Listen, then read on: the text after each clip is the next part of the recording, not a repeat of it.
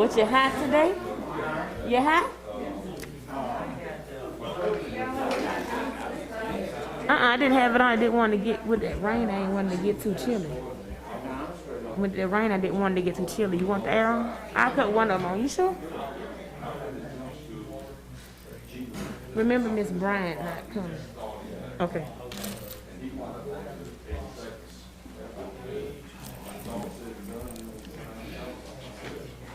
So, Andre, how was the vacation?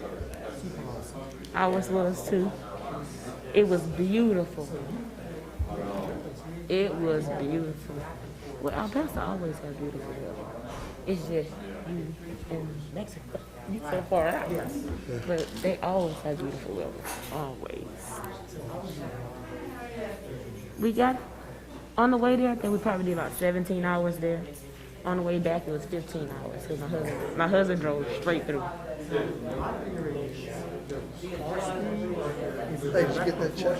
Oh, yeah, I did. Thank you. But you know, once you get out there, it's 80. Like you might have been out of town, but the door was open. It helps a lot. So on the way back, I drove from Houston to San Antonio. One of them. Yeah, then he woke up, he was getting tired, so I drove into El Paso. He was tired, he just got work. But on the way home, he did it all the way. We got home in 15 hours. In and out, everybody in and out. Refrigerator's always full. Yeah, right, yeah. Oh, yeah, you know how that goes. Oh, yeah. I don't know. What, when you stop? Hammond City Council public hearing agenda, 5:30 p.m. Roll call, please. Councilman Andrews. Present. Councilwoman Gonzalez. Present. Councilman Leon. Present. Councilman Wells. Present. Councilman DiVittorio. Present. Hammond City Council regular session agenda, April the 13th, 2021. Before I call to order, just one quick announcement. Anyone that comes up to the mic tonight inside of the chamber, please speak clearly into the mic if they're having issues with picking up the names. Make sure you give your name and your address. Those of you that are tuning in by YouTube as well, please state your name and complete address for the record. And keep in mind that once the agenda item is complete, they can't go back and address it. Now there is a 5-second delay in between picking up what's going on inside of the chamber and on YouTube as well. Roll call, please. Councilman Andrews. Present. Councilwoman Gonzalez. Present. Councilman Leon. Present. Councilman Wells. Present. Councilman DiVittorio. Present. At this time, I would like to call Pastor Terrence Lee up from Second Rose Hill Baptist Church to lead us in our prayer on tonight.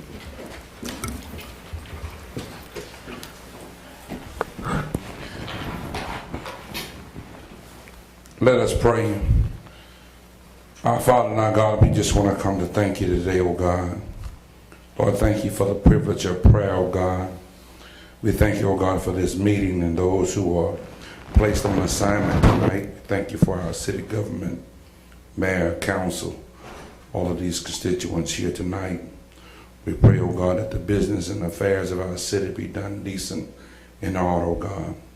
And we thank you, oh God, on tonight, oh God, that everything be done well. And Lord, as we pray tonight, we pray, oh God, that you will keep our families and our loved ones safe, guide our footsteps each and every day, give us clarity of speech and direction as we lead our city to greater heights and deeper depths. We honor you on tonight and we give you praise in Jesus' name. Amen. Amen.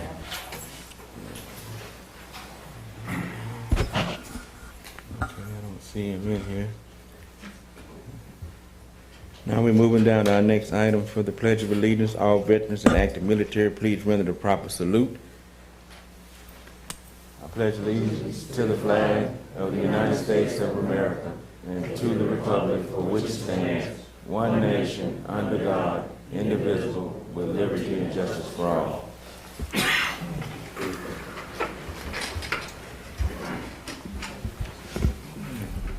Moving into our reports. Mayor?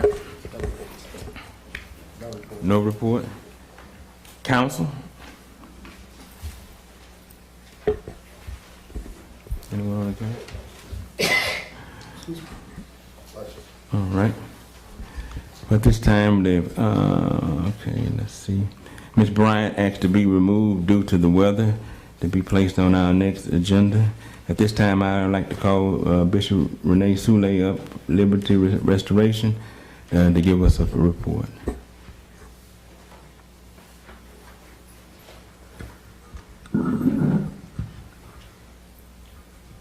Good evening, all. I'm here sharing with you about the Emergency Rental Assistance Program. I do have some handouts.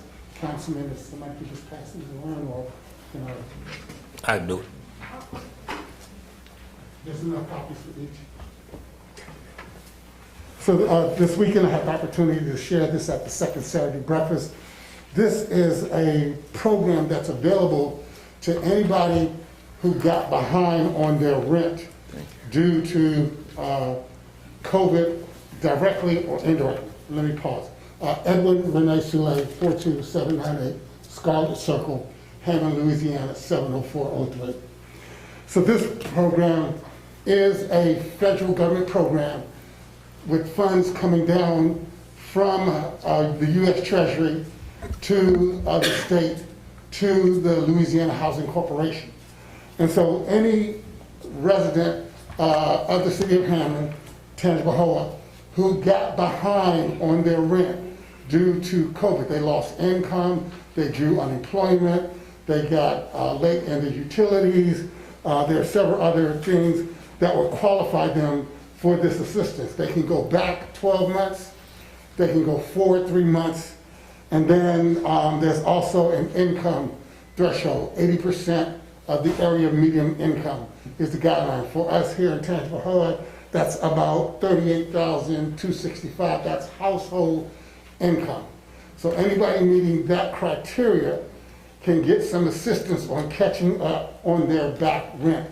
The program is also available for landlords, so there's a track for landlords because they also were not able to collect rent. And there's some requirements for them as well. They can't evict the tenant for 60 days. They got to forgive all the late fees and penalties and interest. But again, the program is set up through the Louisiana Housing Corporation for renters and landlords to get, this is the COVID money coming down out of DC, out of the US Treasury, and there was about 161 million that came into the state for all 57 parishes, and then 7 of our parishes got direct funding. So this is, I gave you a handout. If you go to LAstaterent.com, that's LAstaterent.com, you can get more information. There's also a phone number, 877-495-6555. You can call that number and there will be somebody there to walk you through the process, which goes like this. You have to create a profile, then you have to complete the application. You have to submit the application. There's an eligibility review, then there's an approval notification, and there's a funding. And that is the Emergency Rental Assistance Program. I'll take any questions. It's a great resource. Thank you for sharing with us. My pleasure. Thank you, Councilman. Thank you. Dr. Lou Russell.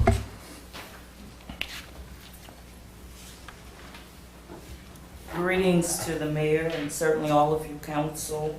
My name is Dr. Lou Russell. My address is 17268 Old Covington Highway, Hammond, Louisiana, 70403.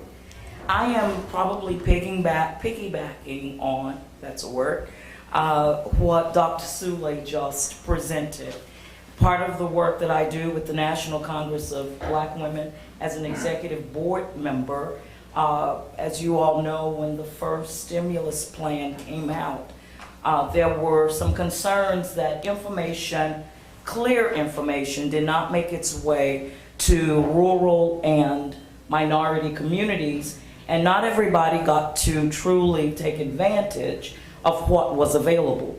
In this new plan, Rescue America Act, there is an effort to make sure that everybody knows what's available to them, and so have not only access, but opportunity to apply. So I'm going to start where Dr. Sule left off and then move forward. The rental assistance funding that is available in our state also includes monies for back utility payments. And so if you have access, or a landlord, or you are a tenant, or you have a group of people that you can share information, to please let them know 12 months of back rent, 3 months of forward rent if they meet the threshold, as well as utilities. Also, there is mortgage assistance that has been made available to the mortgage companies. So anyone who's purchasing, not renting, need to call their mortgage company to make them aware that they were impacted by COVID. And there are no foreclosures right now, as well as no evictions. There's a moratorium on both, although there's some that are not adhering to that. Addition to the mortgage assistance is a child tax credit. So for every child 6 years old or under, there's a $3,600 tax credit. For children over 6 to age 17, there's a $3,000 tax credit. Those monies are going to be paid out by checks starting in July. Half of what's available will be paid July to December. Checks of $250 or $300 per child. Then after that time frame, the other half will be claimed on the taxes of those who qualify. In addition to the rental assistance, the mortgage assistance, the child tax credit, there's increased unemployment that most people know about, an additional $300 a week that ends September 6th. PPP, Payroll Protection Program funds, are still available. There's a new grant that came out called the Shuttered Venue Operators Grant. And that's for entertainment venues, restaurants, musical venues, places that were closed. Those dollars are grants and they do not have to be paid back. The Economic Injury Development Loan that I think most of anyone who was impacted would qualify. Those funds were limited to some degree. $10,000 was a grant that you didn't have to pay back. Beyond that, payback was 1% and 2% loans that you're not going to find really anyplace else.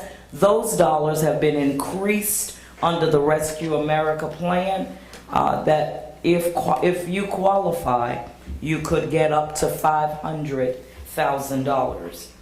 I want to include that the tax deadline, as many of you know, was moved to May 17th.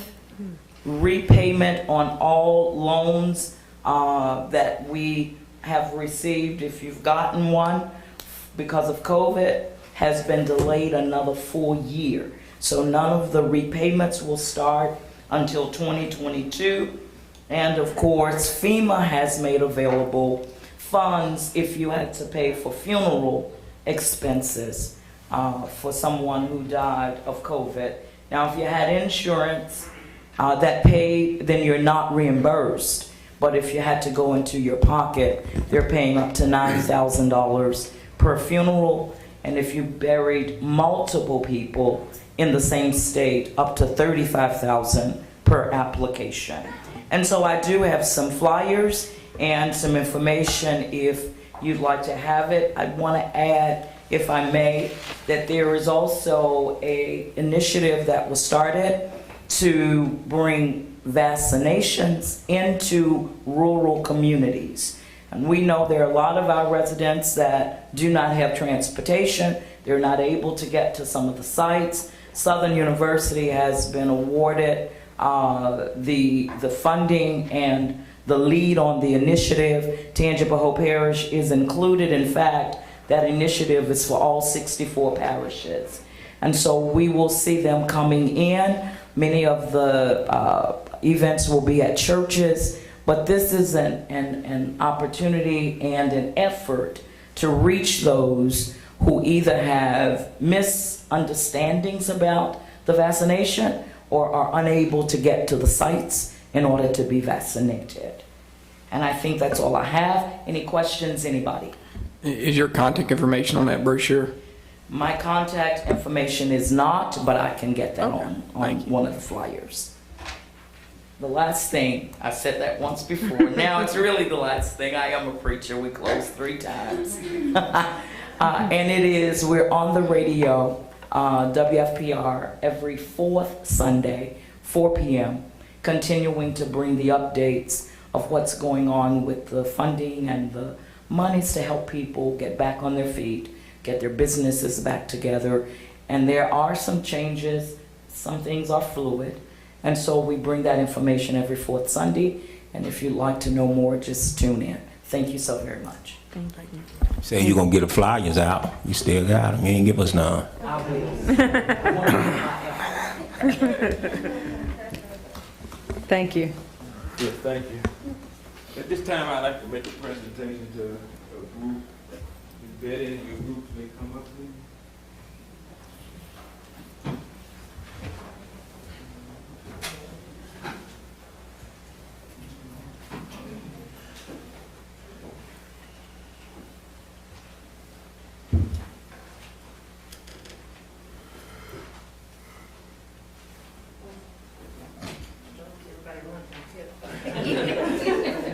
I'm not gonna bite. This is a certificate of appreciation presented to the Meal for the Multitude, which was founded by Eddie and Butch Robinson. We thank you for the 23 years of service to the community and surrounding areas. Your dedication and service providing meals to the great Portland community is greatly appreciated. This day is for the 13th, 2021, signed by yours truly, Councilman Kip Andrew. We thank you for your service.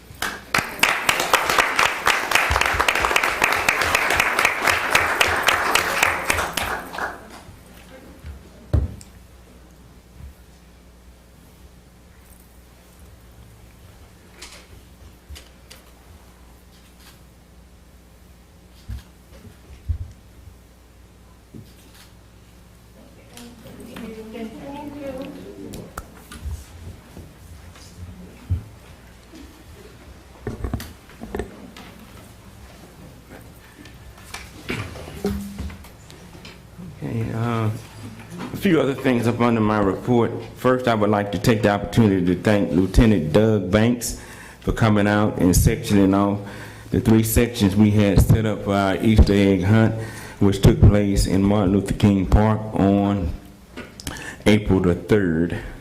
Also, I would like to take this opportunity to thank everyone for their donations and those who volunteered to make the District 1 2021 Easter egg hunt a huge success.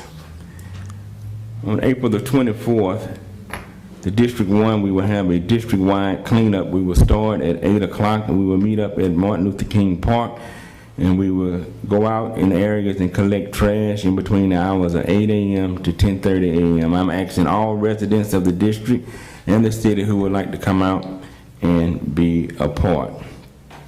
Also, in the upcoming weeks, I will be hosting a meeting to set up a community garden inside of District 1.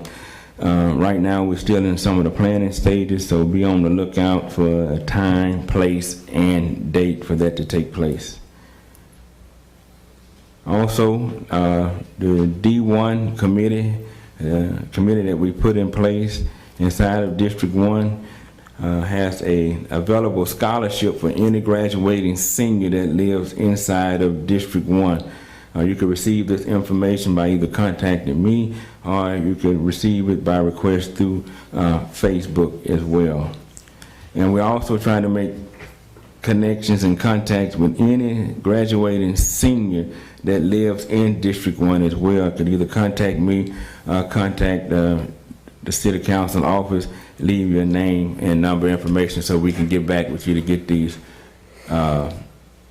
one, to get the application out for the scholarship, and 2, for a little get-together they want to put together to recognize our students that are graduating out of the area. Next on there is the Charter Review Committee will have their next meeting on this Thursday here in the chamber at 5:30 p.m.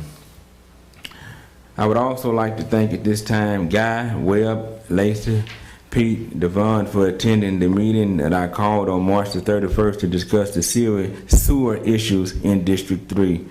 After that council meeting, we did receive phone calls and emails and things of that nature. Even encounters with running into people in the community asking questions about the problem, and they were stating that they didn't quite understand all of the information that was given on that night, and we had a meeting on that, and I was thankful that everybody was able to show up, and we had a discussion on some things inside of that meeting.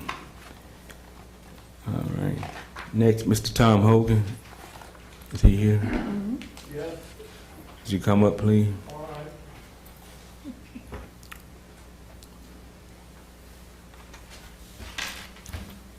right. Good evening. Good evening. Good evening, everyone. Good evening. All right, my name is Tom Hogan. I live at 309 East Church Street, Hammond, Louisiana. And I'm just here briefly to let the council know that I'm sure a lot of people in the audience also have read the story that was in the paper recently about the most recent event involving a Hammond police officer and a member of the public. The whole incident was captured on video. The video is circulated widely. So this is one more unfortunate occurrence that has occurred, and of course the public is still waiting to hear what is going to be done in response to this situation that has just recently occurred, and we're also still waiting to hear what's going to be done about the booking room incident. I understand that the matter is still under review by the experts and no report has been issued. And I'm just here to let the council know that it is a matter of public concern, and we are anxiously hoping that something constructive will be done about it. Thank you. Thank you. Thank you. Next, the booking room investigation. It's in its last stages of the investigation. When we took on this, along with the video expert, we knew that he was tied up in a major case. However, I didn't know what the major case was until last week when I started making some contact with him to get some additional information.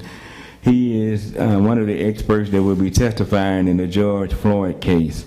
His testimony will either take place this week or the beginning of next week, and after he is relieved from that testimony, he's going to pick up the rest of his part of the investigation. The projected date of closure to try to receive this information is going to be within the second week of May. At this time, the total amount of charges for the lawyer and the video expert as of to date that was provided to me is in a total amount of $5,183.67 was the amount that was provided to me. $5,183.67. Okay. My next question, moving on to under my report, would be with the spur and the rail cars. And I know that you did provide an email to us on yesterday. Lacey, would you like to go into some details on that, please? Basically, we are still in correspondence with both of the main businesses, Home Depot and Grand Packaging. We have contacted both their local offices and their corporate offices. We have gone back and forth about which exhibit should be attached to the lease to best illustrate the spur area. And the next step is to send certified letters to finally get this matter closed. So at this point in time, there really is no ETA on this at all? Yeah, I have a question. Because When you get through, I have a question. because this has been like a 7-month process since September the 22nd when we actually voted on this, which was a unanimous vote between all of the council that is sitting here, that starting the 1st of February, that these companies that are using this spur and that railroad system would be built.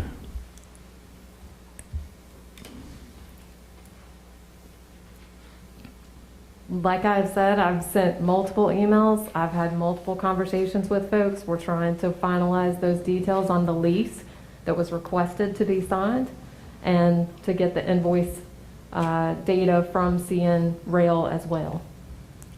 So, Andre, The bottom line is just what you probably getting ready to say. Go ahead. Sorry. go ahead. Yeah, I'll let you go. Go ahead. You know, they're dragging their feet. Obviously, they've used the spur forever and they hadn't paid anything. So we've contacted, we've had conversation. At the beginning it seemed to be a no-brainer for them, and then suddenly we're not getting much contact. So I think it's time to involve Andre in it. And the reason why I asked that is the simple reason of this is we take a lot of fire and a lot of heat for different things, that decisions that we make sitting up here. And this has been going on for the last 7 months, and this is money that could be used to go toward other things. For example, this could be some money that we could use that can go toward the pay study that's being requested. It could be used for other things that are going on inside of the parks or streets, or even going towards some of the sewer issues. It's just that it's like it's being, as you say, Pete, it's like it's being dragged out. As far as they're concerned, it's going to be to go to help maintain the track. But I guess what he was saying was that he's, you're taking money out of other areas that we've been funding that track to make repairs on for previous years. So I think that's what he was getting at as far as that goes, if I'm not right. Yeah, that's correct. And I guess when we start even initiating some kind of communication between those two companies, because we voted on it last year. Did we just start like in February? No, we began with them prior to the vote because we had several conversations with them prior to the vote so that they would be aware of what was coming. They were all made notification of that. If you'll remember, several of them were in attendance here. What we found after the vote, they were also provided the ordinance after the vote. There was one meeting where it was delayed. They were updated at that point. The next meeting it would be voted on. Then they were provided all the information after that. Then we went into the lease structure and talked about the drafts of the lease. Then we started looking at the exhibits.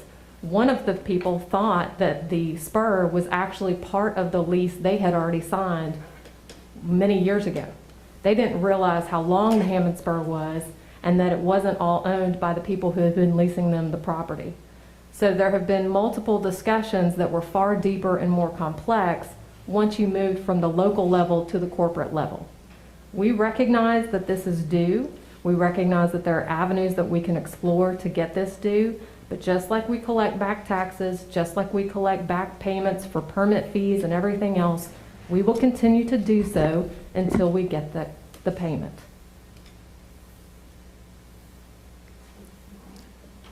I think I had asked a question in February about it, and what was told to me, we doing a count on how many of them going back there. So as of right now, how many carts are going back there a week, a month, or what? I don't have that information from CN. We have estimates from the various people, and we have our own city workers who have estimated, but I do not have estimates from CN. And that's what we need to verify to make sure they're the ones actually pushing the cars. We don't have city staff who have the rail to push the cars. We don't have city staff who monitor the rail 24/7 to see how many cars are passing. We don't have, like a camera or anything else at one of the intersections to know that. This is a new avenue. We are pursuing everything we can, and we will pursue further legal ramifications. If anyone would like to make additional phone calls or come in and help, all hands on deck. No, it's something we done discussed and we done talked about. And with anything else, if I don't pay my water bill, what would you do? you'll cut my water off. So, it seems like we need to cut the spur off. We're gonna deal with it legally. Okay, well, I just don't like excuses because we come up here, we have excuses, but what we have to deal with, and everybody know, every time we say something or make a comment, the public want to know why we did this, why we did that. And so we need to stop coming up with excuses and have a real solution on solving these problems. Because to me, that's free money. And what I had estimate from me adding, that was $365,000 a year that we've been letting go back there every year and haven't said nothing about it until now. And we still at square one. So I just wanted to throw that out there. Thank you, Mr. President.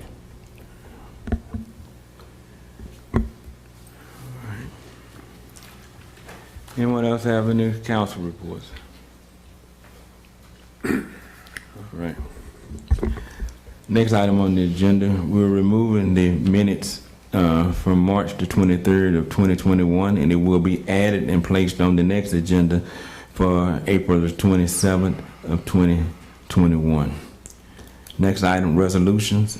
None. Old business. None. New business. Resolution number 1. A resolution to transfer $14,640.50 from the Hammond Downtown Development District's General Fund to advertising for millage renewal public awareness campaign. Chelsea Taylor. I'm going to make a motion to amend our agenda to move this item to number 3 under our introduction of ordinances, and then we can talk about it. Second that motion. Councilwoman Gonzalez. Aye. Councilman Andrews. Aye. Councilman Leon. Aye. Councilman Wells. Aye. Councilman DiViterio. Aye. Motion approved to amend. Resolution number 2. Number 2, a resolution authorizing Councilman Wells to retain the professional service of Edwards Law Group, LLC, to develop and draft an ordinance and not to exceed $24,999. Councilman Wells. Thank you. I reached out to Andre, and so we was able to talk about it. So what I'm gonna do, I'm gonna make an amendment on this as well. And he said we didn't have to say it, but I am gonna say this here. This what it's all about. It's about the land use of the sewer in my district, how we using the land.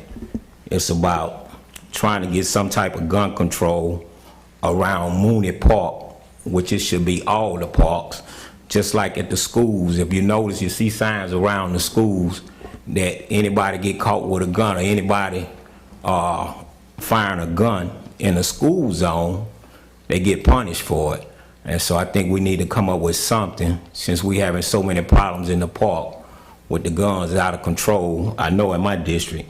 And another one I like to put on there, the food trucks, because I'm getting a lot of people contacting me about food trucks. So those some of the things that that I would like to bring to the city. So Andre, now it's on you to help me. Yes, so our discussion earlier was, I suggested that you need to identify what issues you wanted to get, and you've identified land use, sewer problems, gun control around Mooney Park, and food trucks. So you're going to ask this firm to assist in developing ordinances for the council to consider on those 4 subject matters. Yes, with your help.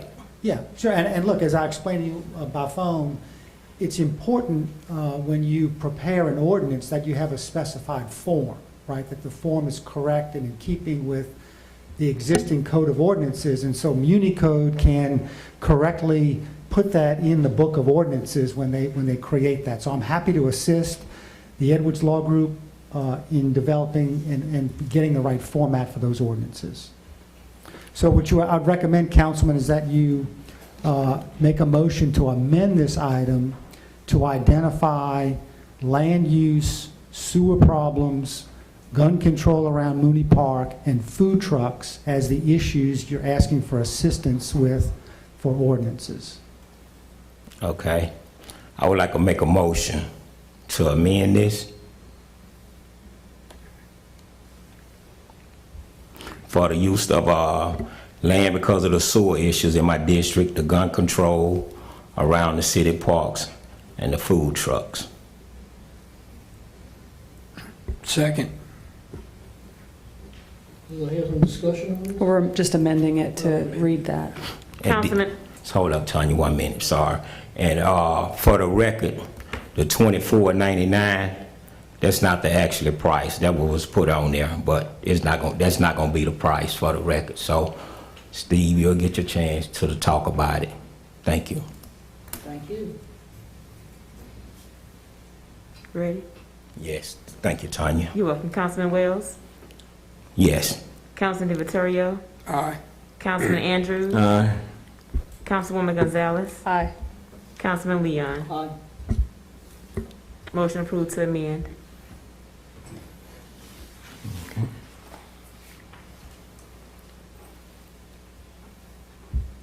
So the next action would be a discussion and then vote on the matter.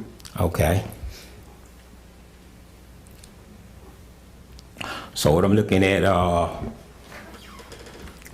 the sewer in the district, and I want to make sure we're using the land better than what we're doing, and just getting it where the sewer is out of control. Everybody know what's going on in District 3.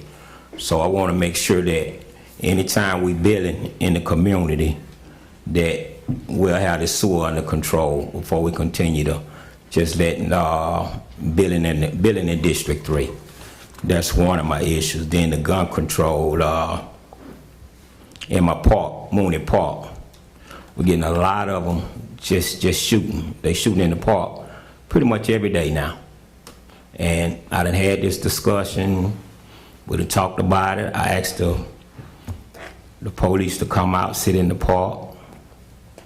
So I'm concerned about the senior citizens and the kids around the park, and they keep talking to me about it. And the food trucks, this one of the things that keep coming up, you know. Can we get food trucks? Can we have food trucks in Hammond? So these are some of the things that I want to discuss. Thank you. I think they're all great things. Andre, what I don't understand is this something that you can't do, that the city can't do I mean, we have to go outside to get ordinance drawn up? That's up to the council. I mean, I would typically assist in preparing ordinances when requested, but it's up to the council to get another firm or another group to develop ordinances on those issues. It's still up to the council to vote. It would just be recommending and developing the ordinance. Then it would come to the council, and then the council would vote either as presented or amended or not. Well, Devon, is there a reason why you didn't want the city attorney to do it? I think we had voted a while back that the city councilman can have their own attorney, and Andre, he's actually the city attorney. But what I am doing, Andre gonna assist with everything that's going on. So it is not like nothing that the Edwards firm is doing by themselves. So he gonna assist in everything what's going on. And so Andre really have his hands full now, what's going on with the city. Have you considered having Andre draft these things, because he's on a retainer, and so it would fall within his rate, which is not an hourly billable rate, and then if you feel the need for outside opinion, because you think there's a conflict or you're concerned that there could be a conflict, that then we could vote on this, but if you did it this way, then you could have the Edwards Law Group look at the work and determine whether there is something that could be changed. The reason I ask is, as an attorney, it definitely takes a lot more time to create something from nothing, and we'd be paying hourly for someone to create something for nothing versus Andre creating something from nothing, which is not billed at an hourly rate. And then it would just be reviewed at an hourly rate if felt necessary. And also, another thought. Andre is already familiar with the style and the verbiage of our ordinances, because he's written probably most of them at this point. So he would be more apt to do it in a way that fits our current laws, and just the opinions of a professional could be used to critique it if you felt like it was not being done to your and the council's pleasure. I think we're just trying to save a buck, that's all. Yeah, and I thank you for that. Andre, the law group I'm dealing with, if I'm not mistaken, I am dealing with a professional, huh? I saw the information that they provided, and they're licensed and they have experience in public body work. Yeah, so they are professional, huh? I just need to know. Yeah, Okay, then, because I heard the word professional, so, Said another professional. okay, Yeah. and We have two. what's going to take place is, Andre, they're going to work together. This is something that I want, and I think we voted on this, and I think Andre made it very clear that the council can do this here if we choose so, and we can discuss it and we can talk about it, but we still have to vote on it too. No, absolutely. And I think that, Yeah. but the point is we all bring good ideas and life experiences to this council, and we represent our districts with different suggestions. My life experience is a billable hour attorney. It costs me a certain amount of money and time to do something, if a client doesn't have to pay me to write from scratch everything, and it can go to an attorney who's on retainer who can do it, you're getting a better bang for your buck by having the person who's not going to bill you per hour to create something from nothing. I think that that's a very valid issue. And yes, we voted on the ability to have a council attorney, 100%. I voted on it with you. But we are spending taxpayer dollars who already pay Andre to do something. Why don't we let him do it and then have another person we could pay a lot less to just review it? It's just my suggestion. It just kind of makes sense. But I want to ask you a question, Councilman Wells. Two things was, the 2499, I was curious of, where maybe that came from, and secondly, would you be, open to maybe amending that to 15 or in that range, if you felt, comfortable as far as having, enough there? Just want to ask you about that. Yeah, I mean, we could take it to 15, and since you mentioned it, we could take it to 10, but also in every department, and this is why I picked this number, because I knew this number was going to be a conversation. I picked this number because every department moved money under $25,000, and yet the city councilman don't know nothing about it. That's why I picked this number, because I knew it was going to create a conversation. That's why. So, I mean, we can move it to 15, we can move it to 10. I mean, I want to do what's best for everybody. So anybody in different departments can move money up to $25,000. Andre, is there a cap on that? And what is the rule on that in other departments of the city? I'm curious who manages and monitors that. That would be a Lacey question. This originally was, I think Mason changed that. It was higher than that. May have been $50,000 or $75,000, and previous mayor came in and bumped it down to $25,000. Anything below $25,000 in the course of doing business, transferring money. So who signs? Obviously, the administrator and the mayor is the only ones that approves that, I guess. Huh? And accounting. And accounting. And so who's filling in? Or do we have an accountant right now? No. We do not have a finance director. Okay. All right. Just checking. All right. So maybe we need to look at doing that. Maybe we need to look at possibly reviewing that too, as far as moving around money. Since they moved from 75 to 50 to 25. I mean, that's I didn't even know that was a cap. That something could be moved around or purchased without even the council or anybody really knowing, up to 24,000 or 23. The purchase limit is also different. It depends on what you're purchasing and how you're purchasing. So that's a totally different topic for another time. But yes, many other jurisdictions have much higher limits. Okay. That would be just an ordinance if we wanted to adjust or do anything with the moving around funds in Yes. departments or purchasing as well too. Yes. Okay. Thank you. All right, another thing too, and we can actually, since Sam brought that up, Councilman Sam brought that up, we actually can bring it down to 10. 10, you know. Well, in the budget process, I mean, I'd want to consult with the administration to be sure you're really not hamstringing, because the council, remember, meets about every 2 weeks. I mean, you want to be sure there's an ability, when needed, for money to be moved from one section to the other. But you can administer that through your budget authority. Yeah, because I think. Yeah, I think you. Oh, go ahead. Go ahead. Because I think we had put 100,000 in the budget, right? And as of right now, Kip say the attorney only used 5,000. So that's 95,000 right there, and I don't need that much. So I just want to get a little bit out of there and get this here ball rolling. And I did speak to Andre too also about all bills will go through Kip. So it ain't like the bills gonna come to me, come to any other council. All the bills gonna go through the president. So he'll see and know what's going on, and he can actually put a cap on it, and I have no problem with it. Thank you. Yeah, the land use as the sewer district, obviously those are important issues. I just want to make sure I throw out there, you know, our laws require planning and zoning to look at those things, and a lot of considerations have to go into, you know, when we draft ordinances, it has to go to planning and zoning first before it comes to us, as I understand it.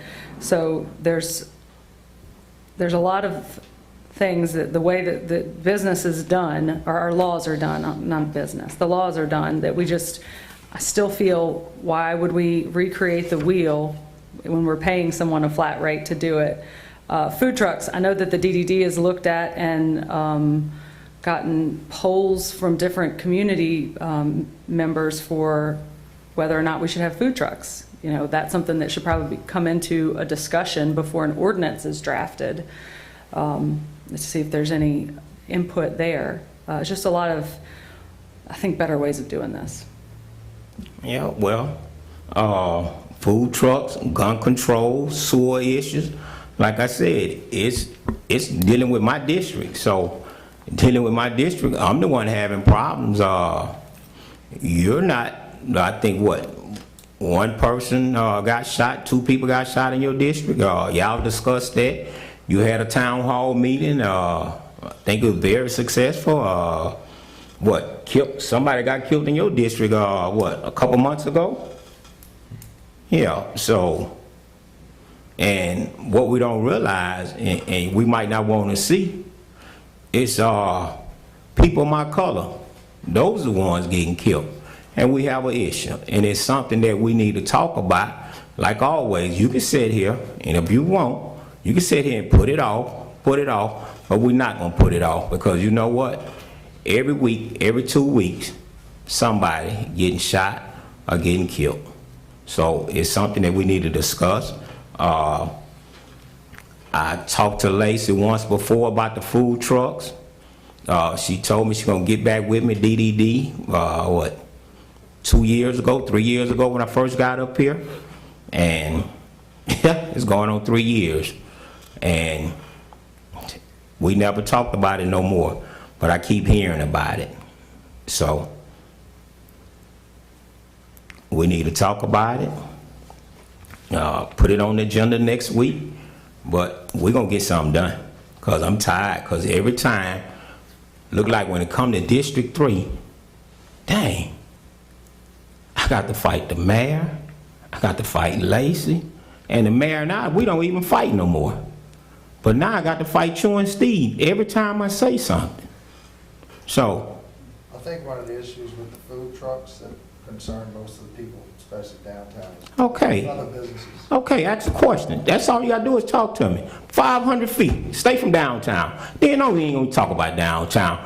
We know somebody had a food truck downtown. So we ain't gonna even say about downtown.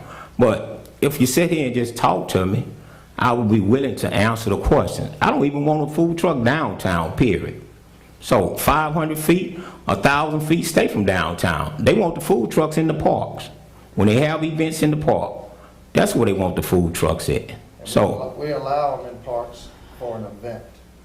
We actually did research this in great detail, and so there's a lot of research that we can provide to, whether it's the city attorney, another attorney. I didn't realize that you had an interest in this still. I apologize, because I didn't realize this was something that you wanted a follow-up on. But we did conduct a survey. Chelsea did it of the downtown.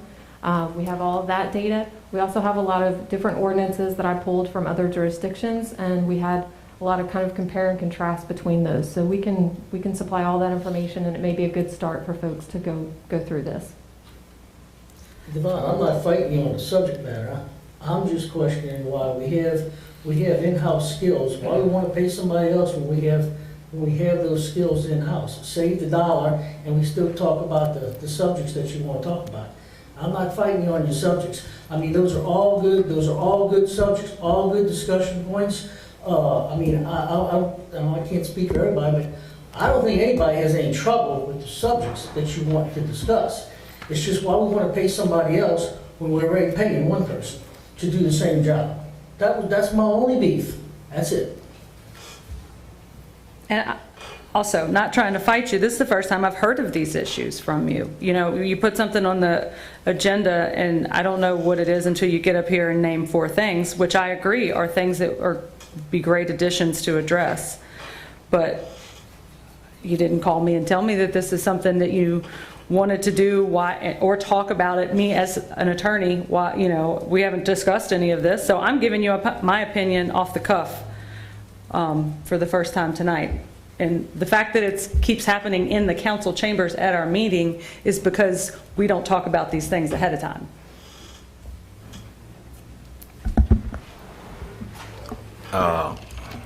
And I don't even do private meetings.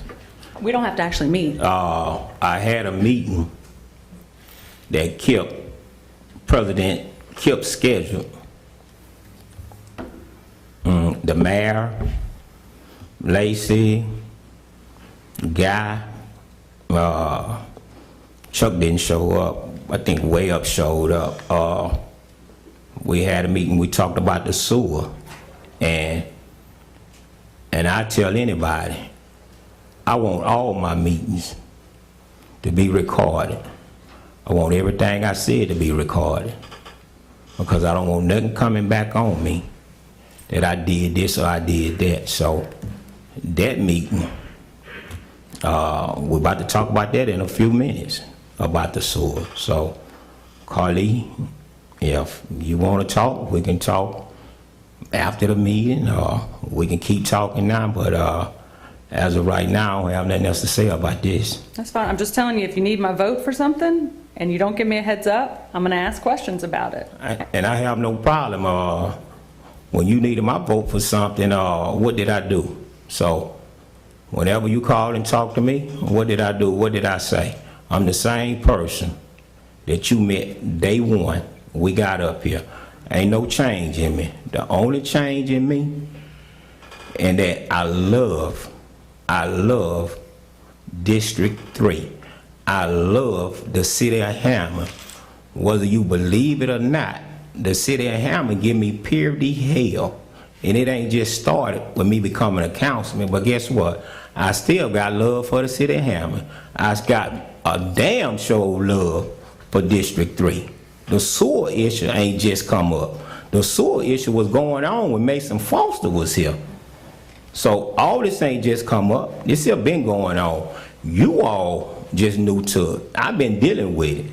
I've been talking about it. The other councilmen before me, I don't know what they did. I don't know if they reached out to Guy, Gary, Chuck. I don't know what they did. But I'm reaching out and I'm begging. And it's not for me. It's for the District 3. Because see today, I know it. See, you was able to flush your commode, but guess what I had everybody doing? And you hear me saying it on the record. Take your cap off, because you can't flush your commode, so take your cap off. That's what I had to tell them, because you know what? The calls had started today. Take your cap off. I had to start unloosing caps on the sewer, which is a clean out. I started unloosing them last night at 1 o'clock in the morning because I knew the rain was coming. I'm not a farmer. I'm not a cement finisher. Construction people keep up with the rain. Guess what? I got an app on my phone. I got to keep up with the rain because I know they're going to call.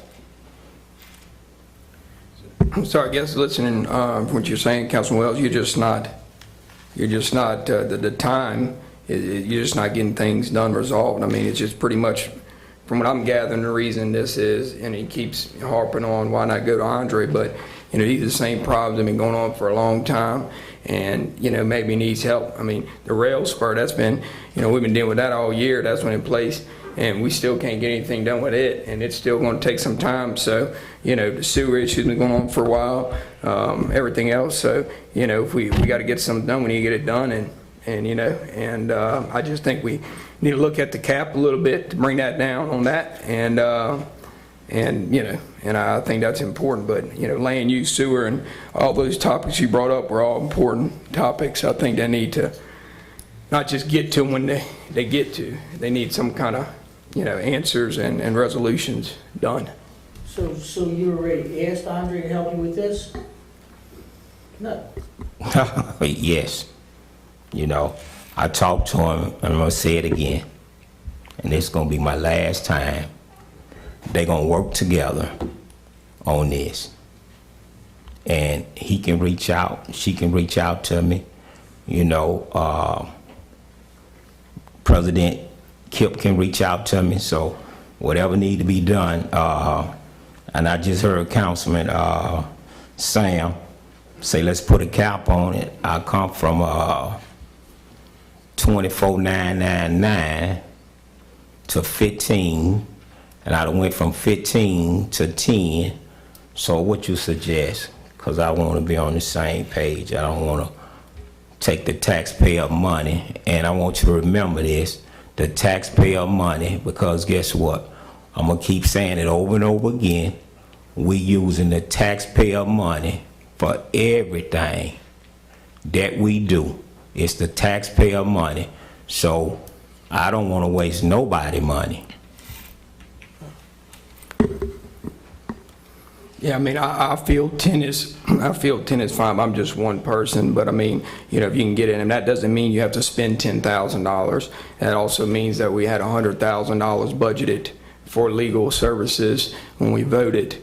You know, we also got $5,000 worth of, you know, investigation fees that we're spending, and we're going to continue spending. But the council already made their vote previous that could have avoided all that expenses that we're investigating the situation that happened, and we're still spending money on that. So that could have been nipped in the bud too earlier, and we wouldn't have been spending that much money. So these all topics right here, you know, I'm okay with, because I think they need to be improved. So now, Andre, he need to make the motion, amend the 10. If you want to put a not to exceed, change the not to exceed number, then you should amend it to change that number. Okay. Okay, well, yeah. Yeah. Okay. Anyone here from the public would like to speak? Come up, give your name and your address, please.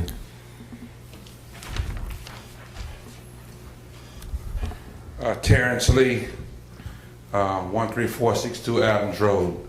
I said in the observation real quickly regarding to the debate of the matter of hand, and I understand I'm a life for District 3.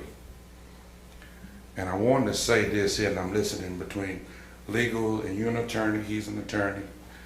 I'm a business professional. I deal with attorneys. I spend a lot of money on attorneys. And I know where I'm getting quality service and when I'm not. I know when an attorney's overworked and overpaid. I know that too. But what I want to say in regard to the matter, while you're sitting here debating and arguing, there's no models in place. What a city needs to do if you're having issues is you need to go see how other cities are dealing with those issues. Then you need to bring those models to the council and come to a resolution that's economical with the taxpayers' dollar. Not sit here and argue about the money the taxpayer has already given to the city to spend. That's a waste of our time, and for every constituent that's sitting here and is here listening to y'all rattle back and forth about this and that and who's getting paid and who's not getting paid. While people are suffering, you're wasting time. I listened to the money about the rail car station, and I built part of that. I built part of the station out there because I'm a general contractor. I do concrete work, but I worked on that station out there, especially the one that loads all the way in the back where the chemical plants is on the back side of Home Depot. But let me say this here to you. Spend time, stop arguing, and get some models in place on the table because people are ready for change. We're ready for change. And this is not giving no solution. This is not bringing no change to the table. Waste of time is all it is, a waste of time. Bring models. They got other cities that's suffering in their communities, and they're doing something positive about it. If you want to do something constructive with the taxpayer dollar, go get those models, bring them to the table and discuss them. It shouldn't be discussed with one or two people. You got all these districts and all these taxpayers and all these districts who spend their dollars and won't change. If you want something constructive, and that's from the mayor's office on down, and Peter's my friend, but I speak to him like my brother, like we blood. He know I won't bite my tongue. I don't bite my tongue. I speak the truth in love first. But what I'm saying to you is, counsel, spend some time getting constructive models together. All right, Andre, he's an attorney. Yes, you should be able to get, if he can't get it done in a feasible time, get some assistance, get some consideration. If you got a model, then you about know what you're spending. If you already got a model from somewhere else that you can adopt, you'll cut half the bill in half. I'm making sense to you guys. You're cutting the bill in half. If you bring a model to the table, you done cut the bill in half. All you have to do is twerk it. Andre can do that. Adopt it, vote on it, and it's done, then implement it. That's all you have to do. Shouldn't be sitting here all and discussing. We should be bringing models to the table. Thank you. Thank you. Patrick Strahan, 19840 Dr. John Limber Drive. To echo what the gentleman just said, valid points, models, bringing that to the table, and then to echo Carly, and then to echo even Devon. We don't agree on a lot. That's a fact. But I agree with you tonight. Most of it. Right? Gun control for Mooney Park, especially Clark Park as well, has to be discussed, has to be laid out, has to be done. But none of that can be done if we continue as a council to not meet together to hash things out and touch things. The mayor has said it, other council people have said it, the public has said it. There's things that are put on the agenda and they're not discussed amongst everyone. I had a ton of questions today about why we're wanting to spend $24,999 on something as a cap. A ton, right? Those questions have been answered tonight, now, but in order for the public to make an informed decision, we need that information unpacked beforehand, to be laid out, to discuss, town hall meetings, whatever the case may be. Food trucks in a park, absolutely outstanding, great. It brings money to the individual community person from District 3, 2, 1, whatever, to make money for them and their family, to help them, absolutely.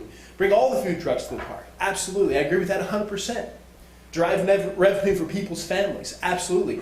Gun control, how many times are we going to talk about Mooney Park? How many little kids are going to get shot at? How many senior citizens? How much of that is going to continue before we truly make some change? But it only comes with communication and working together. That has not happened fully. Either the mayor is having beef with this issue or that issue, trying to work through, because I've talked to him multiple times, or there's an issue here being brought up, and there is no collaboration. There isn't. It's a fact. The entire city of Hammond knows it. Flash Gordon used to say, and he was a pillar of this community, he said, we are better together. He said it 1,001 times. Every time he spoke at a church, any event, he said it. We are better together.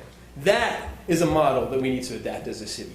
If we get past that, these grievances, these issues, these arguments, these 4-hour-long council meetings, they stop. Because we've communicated, because we've laid out an agenda, we've got your idea, your idea, your idea, and your idea, and it's been meshed together. But we don't. And then we have long, extenuating discussions, And it seems like a challenge to you, or seems like a challenge to them, when if we just would have talked about it ahead of time, then the challenge wouldn't be there. It would be genuine communication, and everyone is on the same page.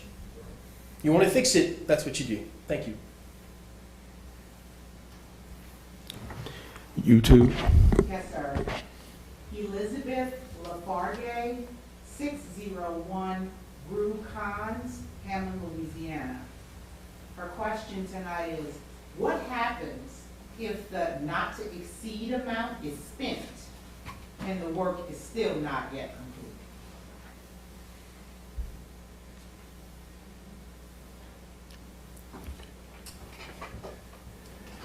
Relative to the 24.9 down to the 15, down to the 10.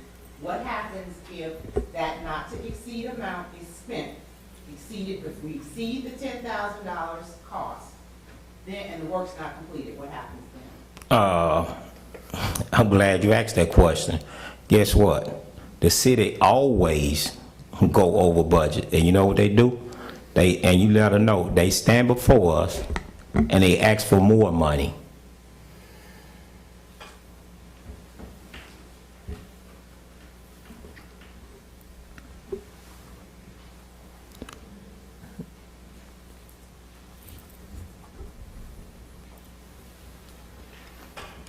Was that your only question from YouTube? That is, as of now, yes. Okay, so Andre, once again, I'm going to 5,000. Won't go over 5,000, so what do I need to do? What do I need to say? Make a motion to amend the agenda to have the not to exceed number be $5,000. Okay, I want to make a motion to agenda where it won't extend $5,000. Second. Councilman Wells, Yes. Councilman DeViterio, Aye. Councilman Andrews, Aye. Councilwoman Gonzalez, Aye. Councilman Leon. Aye. Motion approved. Motion approved to amend. Now we need to have a vote. Well, we need to make a motion on the main item, which is to authorize, really it's the city, I guess, the council is retaining the professional services of Edwards Law Group to develop and draft ordinances on land use, and sewer issues, gun control, and food trucks with an amount not to exceed $5,000. Okay. I want to make a motion to use Edward Law Firm on the land use, gun control, food trucks, not to exceed $5,000. In the sewer, right? And the sewer. Land uses with the sewer. Okay. Is that everything? That's everything that was discussed. Now, the land use and sewer could be combined. That really depends upon the details of it, but that could be combined in one ordinance. It seems like you're concerned about land use of new developments that are affecting the sewer in your district. Yes. Yeah, so that could be combined in one ordinance. We still don't, just clarification, we still don't have a timeline on this though, correct? We're not putting any kind of timeline in this motion. In other words, that these ordinances are drafted and ready to be voted on within 6 months, 6 weeks, 6 days, whatever. I mean, that's up to you to put a timeline. I'd caution you about putting I'm just asking if there was one that was put, timelines. we sitting here talking about how time gets away from us, so I was just curious about that. I mean, I don't think you really, a timeline on ordinance, if it takes a while those are some big topics. I don't think you're gonna have to put a timeline on a month or 2 weeks. I just think the main thing was the cap of the money and organizing the amendment, the resolution of what it's gonna discuss. Topics, right. Yeah, that's the main point. So we have a motion on the table. He made the motion, Yes. second. Councilman Wells, Aye. Councilman DeViterio, Aye. Councilman Andrews, Aye. Councilwoman Gonzalez, No. Councilman Leon. No. Motion approved. Larry, you have a... Yes, Ms. Lafarge again. Thank you for answering the question. Her next question is, has the law firm, the Edwards Law Firm, provided Mr. Wells with any sort of estimate as of yet? No, because we're just making the motion to approve. Approve it. Right. No, she haven't. They haven't.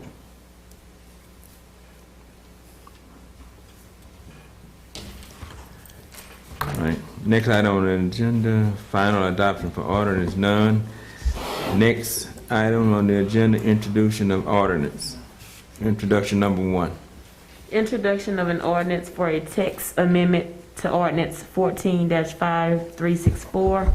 1, Article 6.13, mixed use MXN, to remove several allowed uses, and 2, add required construction routes for developments to be approved prior to issuance of permits.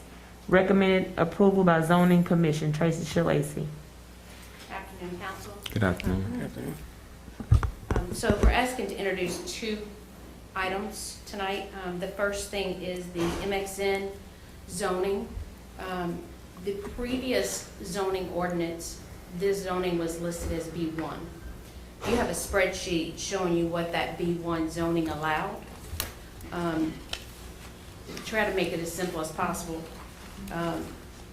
When the zoning ordinance was rewritten back in 2014, there were some additional uses added to that zoning district. It was also renamed as the MXN. You said, I'm sorry, 2014, you said? 2014. Okay. So when the UDC was written, they renamed all the districts, just so there was a difference, knowing that it went from B1 to the new one is MXN. You can see the B1 zoning, the MXN zoning, what the proposed changes are, and we also included the next zoning, which is MXC, to show those zonings, those uses aren't being eliminated. They're still provided in a different zoning. So they're asking to remove some of those, as you see on your spreadsheet. One other thing, this MXN is mixed-use neighborhood. It's intended to be a buffer between residential and commercial. So the whole discussion that started this was to allow uses that would be more conducive near neighbors and near neighborhoods and protected neighborhoods. The whole purpose was to have businesses that would open from 8 to 5 while the residences were at work themselves, and they weren't impacted by traffic and noise and all the things that come with, you know, businesses. So when these businesses close, the homeowners are coming home. So that was the intent of these changes. I have a couple questions. Why, I see that the public hearing on this was August 2020. Why is it just now coming to us? So we chose to hold off on it because of COVID. We were trying to bring anything that was, I don't want to say important, but was time sensitive to the council.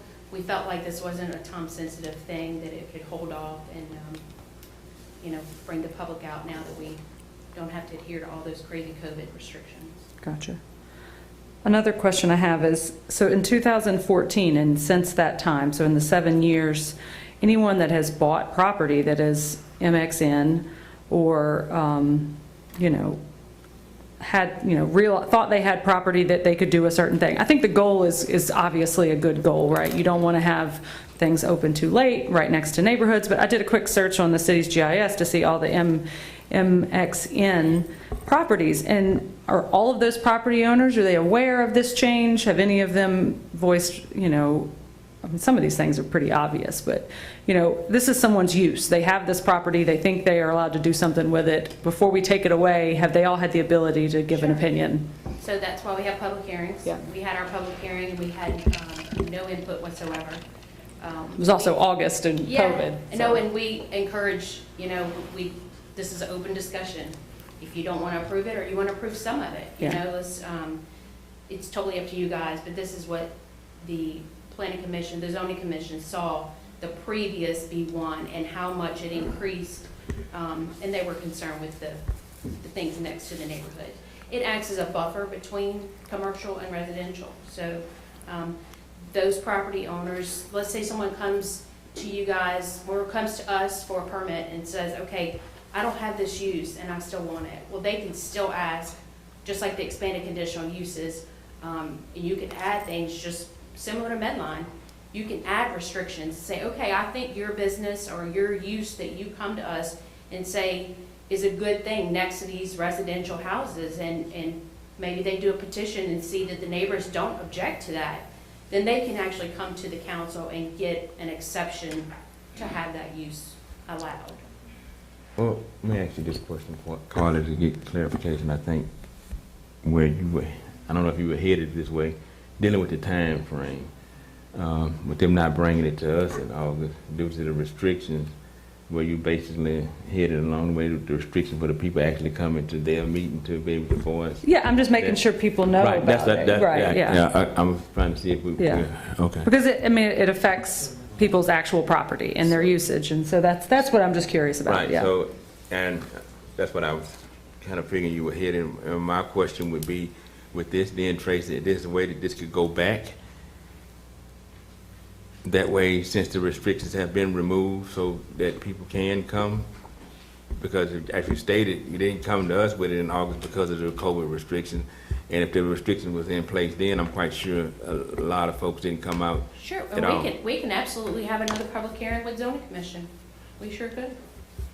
Is that We- 5 o'clock a set number? I mean, if you're in business and you close at 5, you're not leaving at 5. I mean, what's No, the it's number? not a time frame. Just like, it's just a theory that you have a medical office. They're not gonna stay open to 10 o'clock at night typically, or, a attorney's office or a real estate office, things like that. It was about, quieting down the neighborhood in that buffer zone area as people come home from work. So can you be more specific and not confine these types of offices to a deadline and say no restaurants, no bars, no something? That's some of them that have come out of that they were removing. Yes, sir.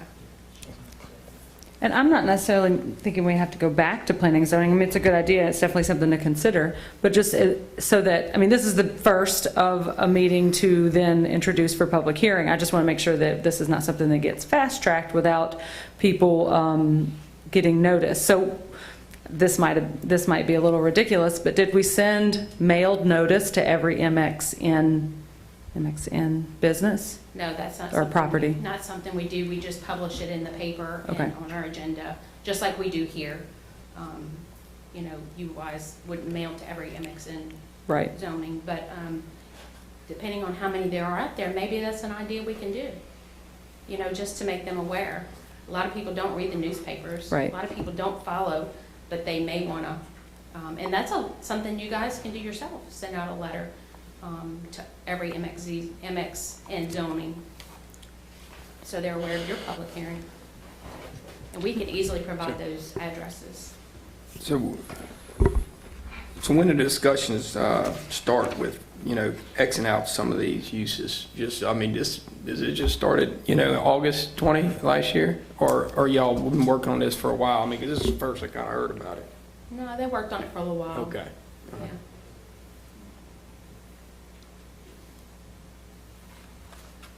Any other questions about this portion? Yeah, I have one. They asked so many questions, kind of made me lose my thought. And I want to add one thing too. Anything that was opened between that 14 and now with those new uses would be grandfathered in. Of course, we wouldn't make them go shut down their businesses. They would still be able to operate. Okay, now, you done bought me some time now. So, as of right now, have y'all been having any problems with the zoning as of right now? How many problems y'all done had? Because I'm talking about we changing it. But what problems are you done had since now? It didn't come up as a problem. This has just come up that the zoning commission seen that was a drastic change from the original B1. That adoption of the Unified Development Code, as you know, is huge. So when we look at it and read it on a day-to-day basis, there might be a whole chapter that we don't read, and then they see it and go, wait, how did this happen? It's a living document, and we work on it. If things don't work, we change it. to make it better or sometimes make it worse. Okay, so as of right now, this is what I'm asking. So have you had any problems with it as of right now? I have not had any specific problems. Okay? And I'm gonna tell you why I asked. You know, I just see, okay, I had it done. I had to do the buffer, I did it all, you know. Everything the city asked me to do. I did it, and you know this here, whenever you're getting something rezoned, and the public probably need to be aware of it, whenever you're getting something rezoned, everybody that got property adjoined to this property, they gonna get a notice. So in the process of them getting a notice, if they disagree with you, they can come out and speak about it. And so that's something that need to be known. And so what I'm saying, because when I had it done, they asked me about it. And so I told them what was going on, what I was trying to do. And to me, I think it's going to affect a lot of little mom and pops,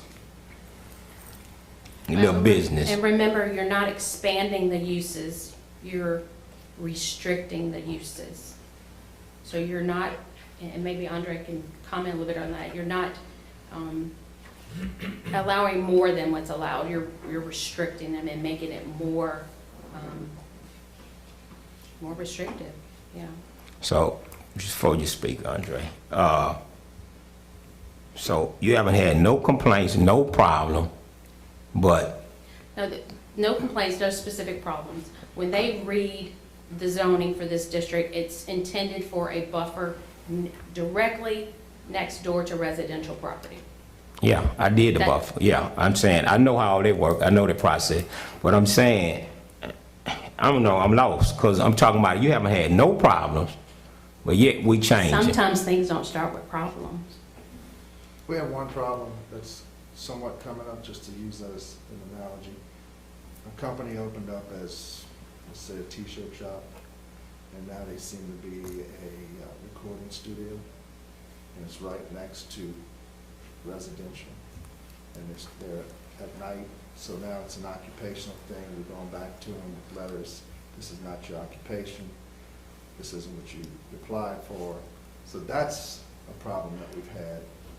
Kind of sorry about it. Okay, now that's better. That's what I was asking for. See, okay, so now we dealing with noise, right? The recording studio, we dealing with noise. So we dealing with noise, and the neighbor's complaint. Can't law enforcement do something about that? We do. They go out, they shut them down, they leave. It's kind of like everything you're talking about in the parks. We come in, it stops. You leave, you know, it comes back. It's a cycle. How does that work with the occupational license? And Andre, if they apply for, what was it, a t-shirt shop and they have that, then they end up opening up a recording studio.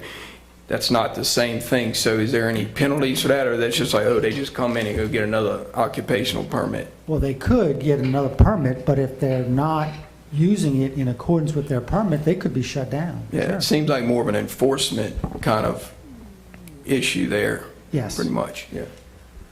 Sometimes people lease properties or even purchase them and not know that they're even allowed to do that. I mean, it's more common than you think.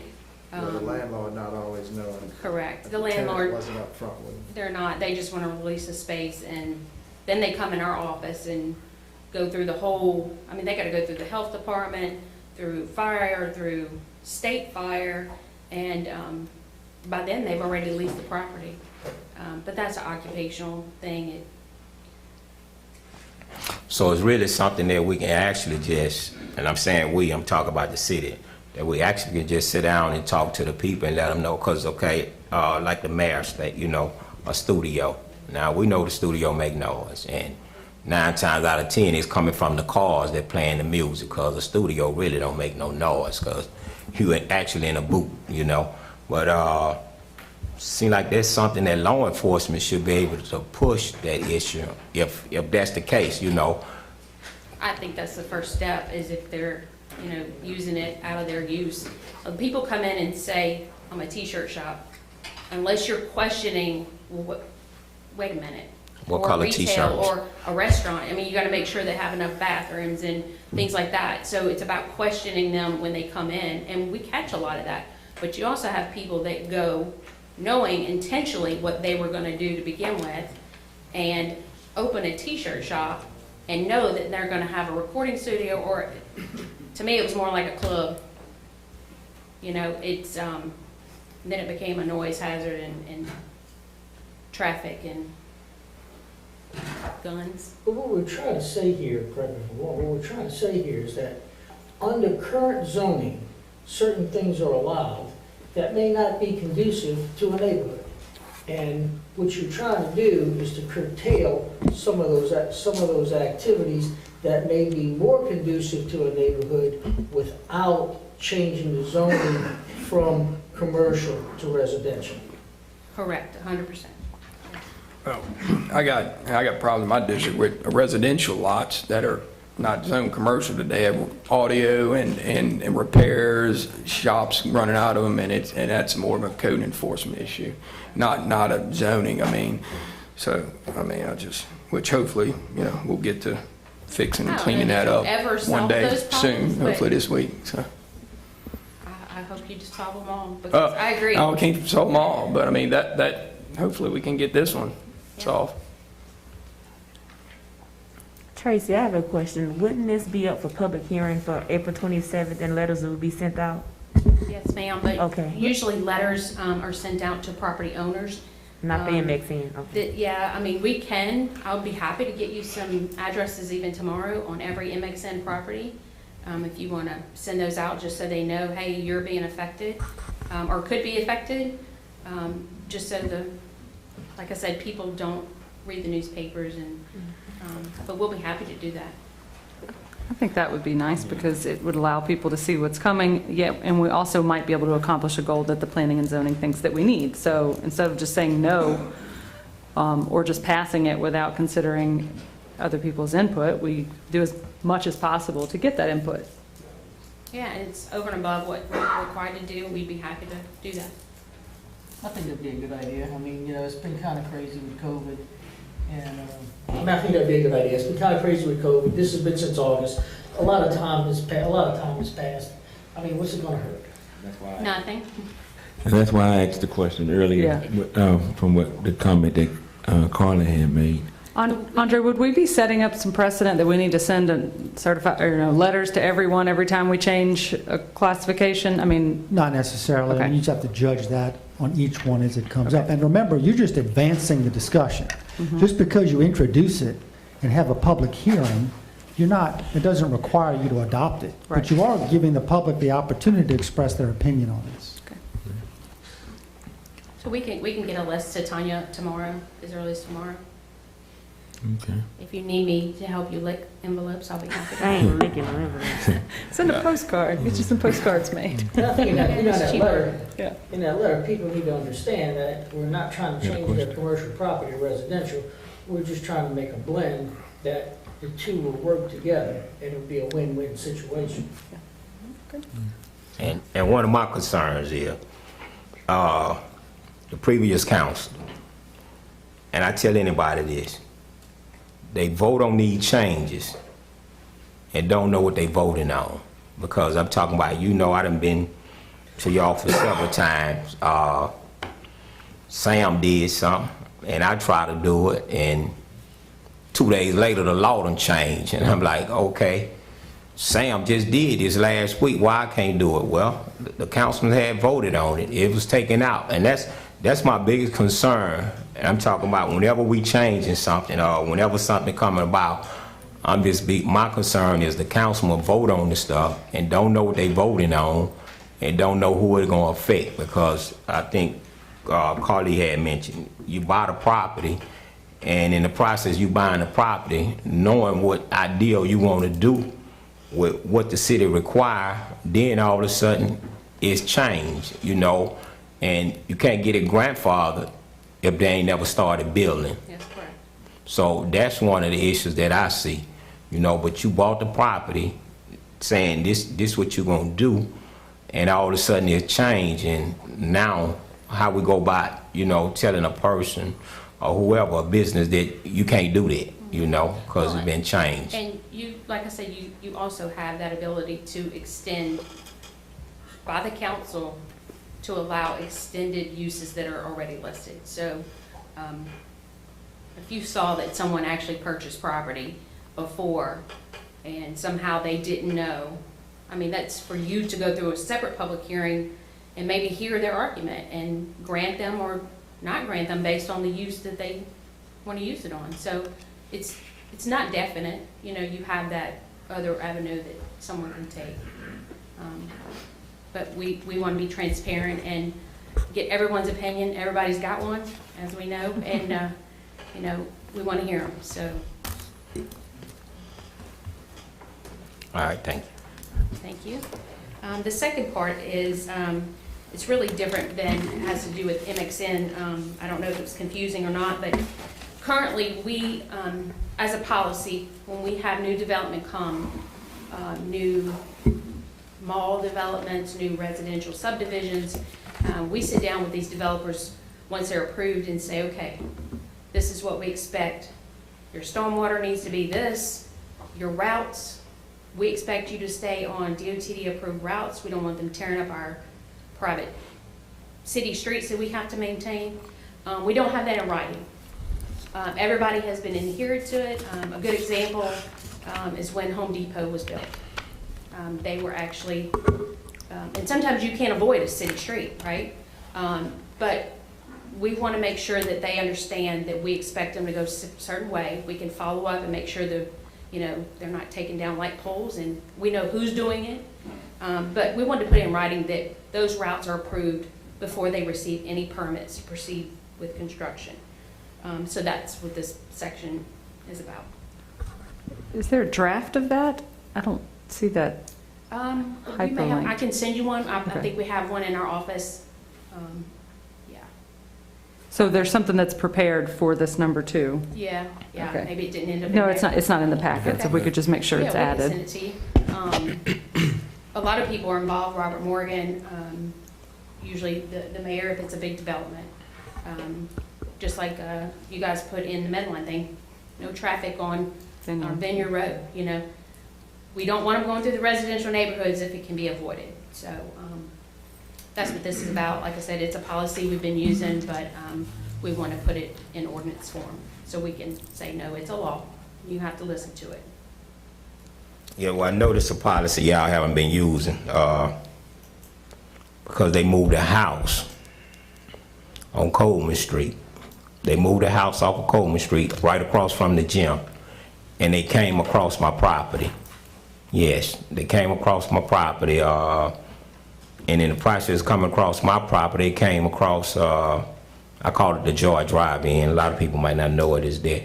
They went all the way across the Joy Drive-In also, so even with a trailer, when house trailers, and I know this here for a fact, that they don't have routes, because they done took my mailbox down, didn't put it back up, took signs down, didn't put them back up. So I know there's something that's not in place, but I know it's good to have it in place, because anytime you're dealing with construction or moving a house or a house trailer, you get a permit, but in the process, you don't give them a route. If they come get a permit. But yeah, you're right. Yeah, so I know that's something that I know wasn't in place or wasn't used, let me say it like that. All right, so I say that's a good one. Thank you. Any other questions? Anyone else? YouTube? All right. Pleasure of the council. I make a motion to introduce and adding the requirement that we send written mailed notice to all MXN property owners, advertising the public hearing. Second. Councilman Andrews. Aye. Councilwoman Gonzalez. Aye. Councilman Leon. Aye. Councilman Wells. No. Councilman DiVittorio. Aye. Public hearing. Public hearing is set for April 27th, 2021. Thank you, Tanya. We'll get you those names tomorrow so you can start your mailing. All right, next item up for introduction, number 2. Introduction of an ordinance to transfer $750,000 from the sales tax fund 203 ending fund balance to capital expenditures to provide for sewer system improvements, 2 lift stations, SSES, and sewer rehabilitation. Chuck Spangler. Good evening, everybody. Good evening. Hi, This Chuck. is what I sent. It should be hyperlinked. I know we've been trying to accelerate some things in District 3, most of which you know about, but if you don't know about, this is your opportunity to ask questions. Certainly happy to answer them. I know you mentioned you had a meeting 2 weeks ago, Kip, and I didn't show up. That's the only day of the week I couldn't meet, and y'all scheduled on Wednesday, so I'm sorry about that, but Webb did come. The mayor and I and Lacey have been meeting, trying to come up with some ideas, and the mayor said, I want to do something immediately in District 3, and I know Devon says it's too little too late, but we got to do something, and I hope you appreciate that we're doing something. And I did mention this, Devon, about a month and a half ago, that I want Moody Lift Station upgraded immediately, and I think we need to find the best way we can where this extra water is coming in, because it's the worst in Hammond, it is.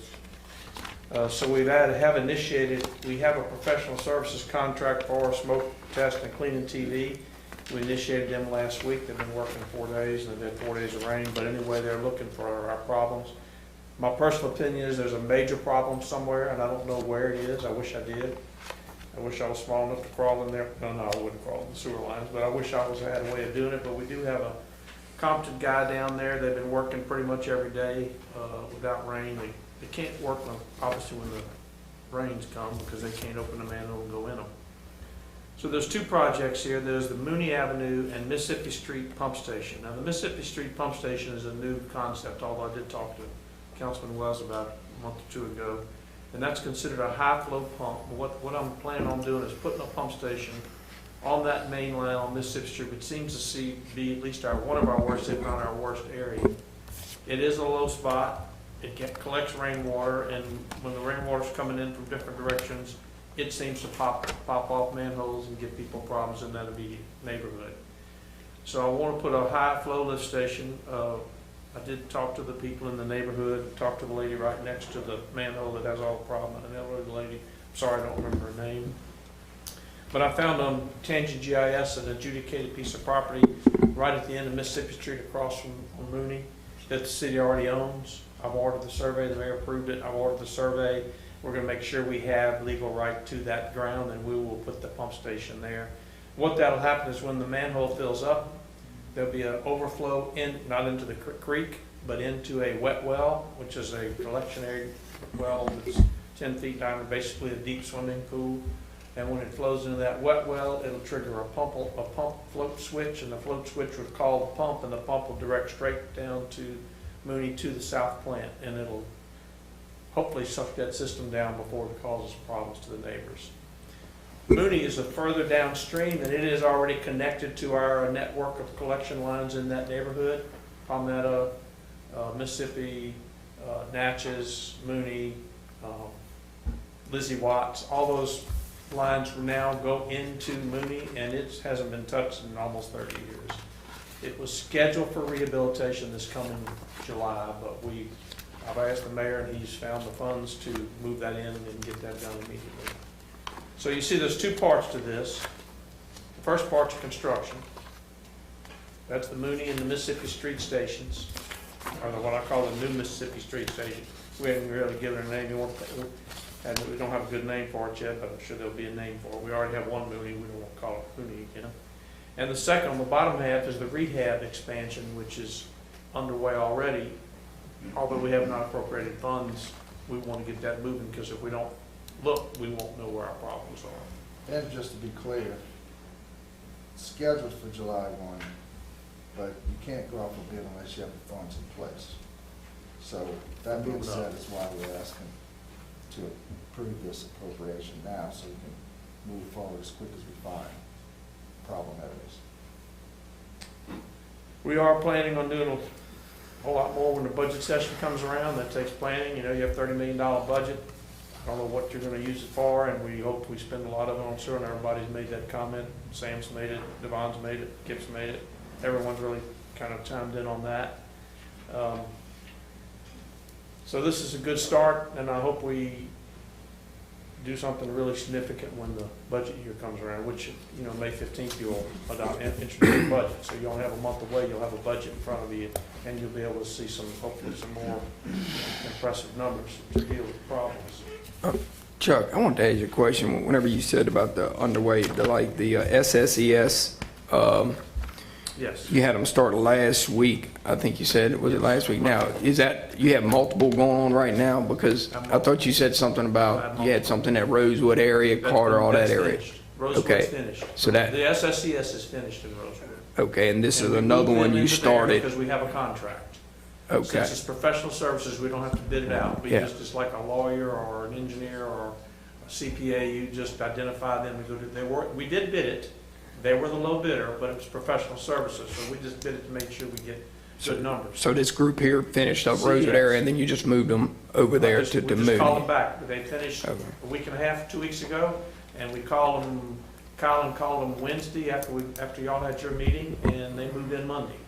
The Wednesday, the 30th, or whatever day that was, 31st. 31st. And they mobilized and came right back to him, and they're from Baton Rouge, so they came right back in and put a crew in here on Monday. You might have seen them up and down Morrison Boulevard, because there's a main trunk line coming from about where the jeweler is, the Gazzardo jeweler, and it comes all the way down Morrison and comes into your neighborhood at Carbon. And when we, the city, had a grant in your neighborhood, we could not expand our survey past Carbon because that was the end of the target area. So I've told you that maybe before. I know Mr. Wells knows it.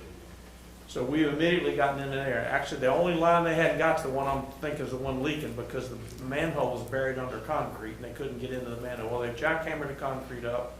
Go over there and look. It's by the check cashing place on the corner of Carbon and Morrison. And they'll probably get, if the rain goes away, they'll go tomorrow. If the rain doesn't get away, maybe they'll be Friday. But they're going to go in there and I saw at least 5 smoke yes, holes they're popping doing. out. They're done. They do the cleaning TV first. And that's your leaks, the smoke? That's the remote leaks. Now, your cleaning TV is a barrel. You're going down the shotgun barrel and you're looking for leaks. But the remote laterals that are coming in, you can't see them without pushing smoke into the system, and it'll spill out and come up above ground if it's dry, and you'll find the remote leaks. Lots of times it's a cracked line or a sewer service somewhere. Our clean out that's open, we found a lot of clean outs that are open, but They had a few of those on Mars. yes. So once we get that detailed information back, they'll move into the Palmetto, Lizzie Watts, I don't know the streets down there, those are the streets down, moving down south of Palmetto. Palmetto was our border.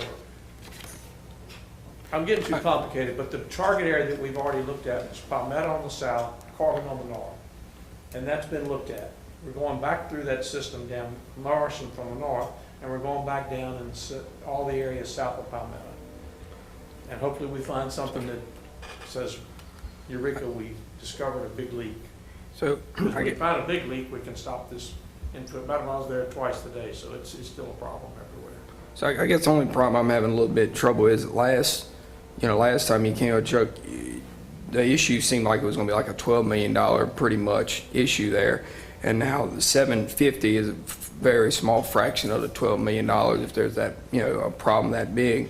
And my thought process is here is that you got $750,000 moving from the funds to put not a Band-Aid, but pretty much a little fraction of the fix, when we hadn't even gotten any education on any sewer funding options.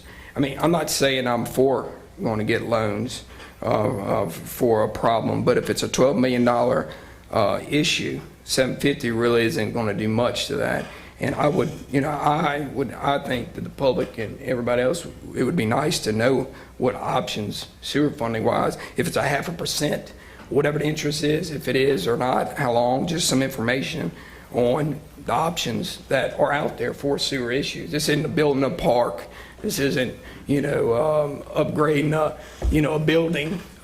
It's an actual hazard issue of a sewer. So I would imagine there would be some funds out there that would be very attractive to get, so you can use the money that the city has on other problems or or issues that do not classify for those attractive fundings. The $750,000 is starting the process, money that we're using in the next budget.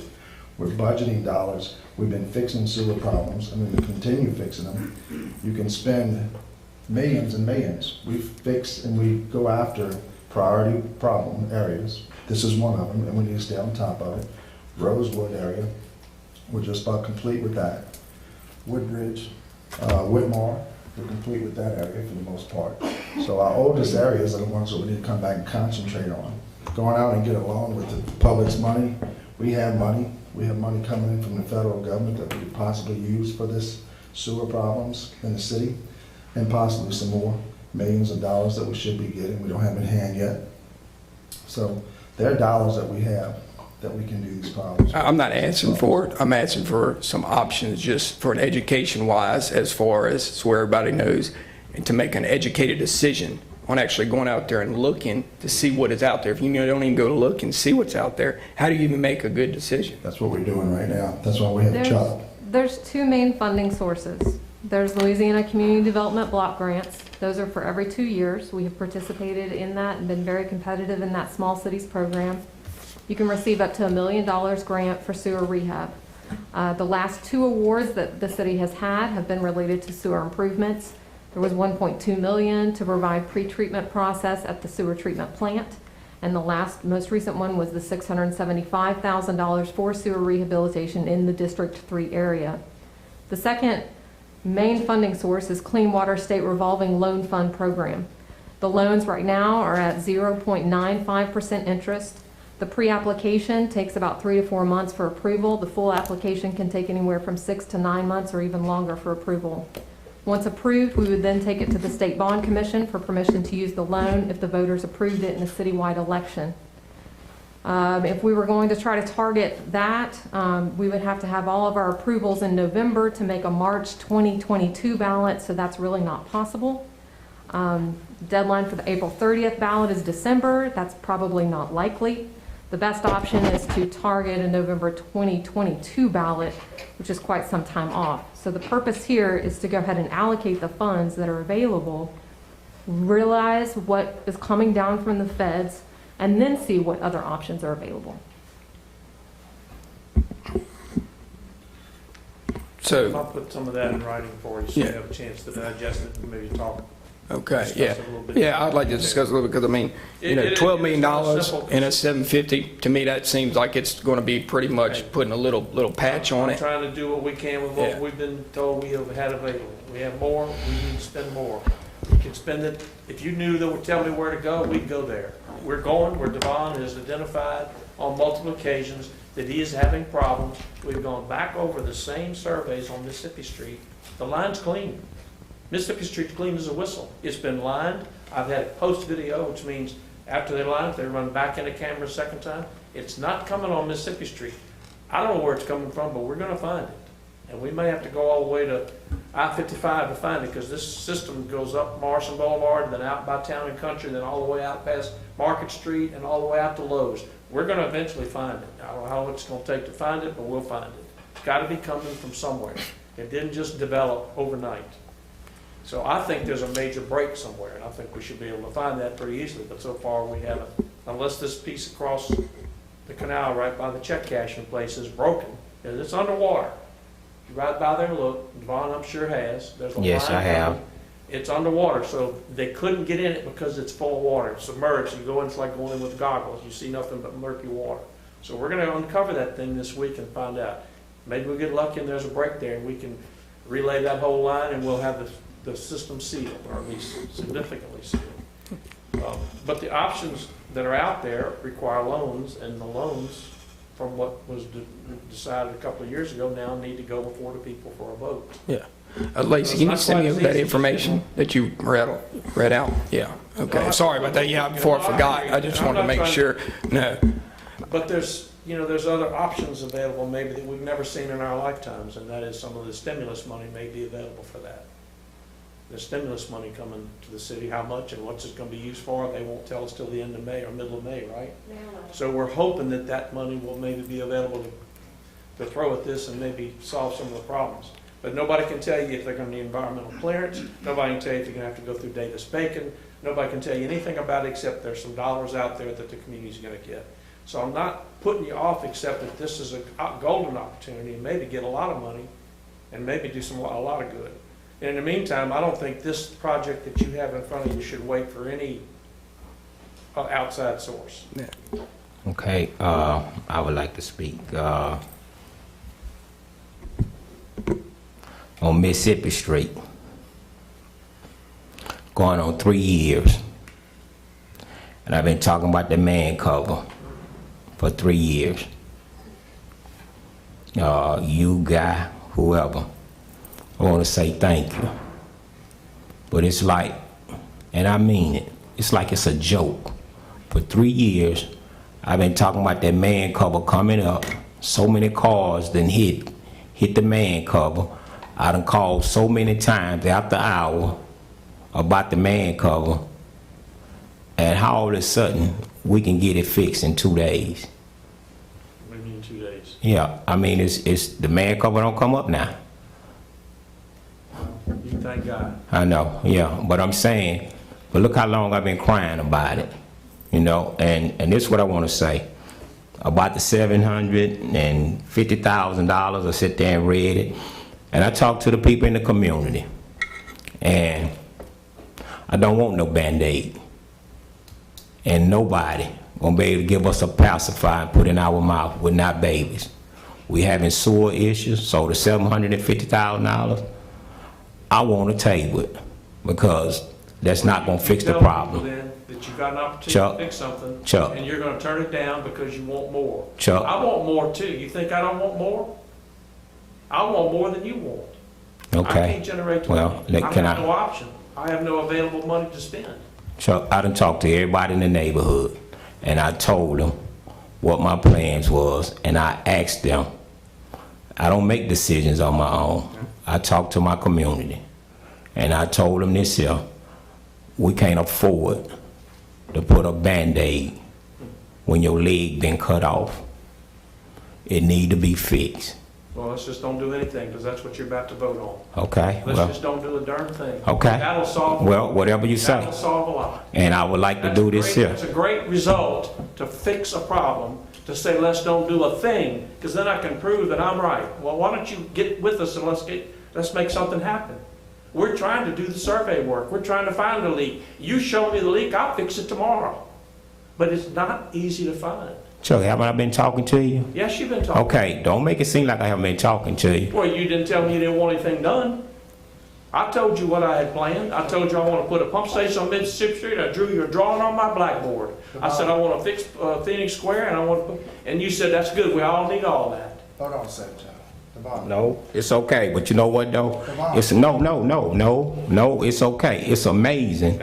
2 weeks ago, I had to deal with Guy acting out. Now, I think Councilman Kipp, President Kipp, didn't you just sit here and talk about my man right here? And he know we get into it all the time. But I do respect people. And yeah, okay. You never know it. Huh? You never know it. Oh, I don't respect You can say nobody? you respect people, but you don't act like you respect people, because we're trying to give you an answer that at least will start the ball rolling. Chuck. Devon, that's my point. This is not a Band-Aid. This is the beginning of what's going to continue in the next fiscal year budget and the capital projects, outlay projects we're going to place before you. This is not a Band-Aid. This is the early start.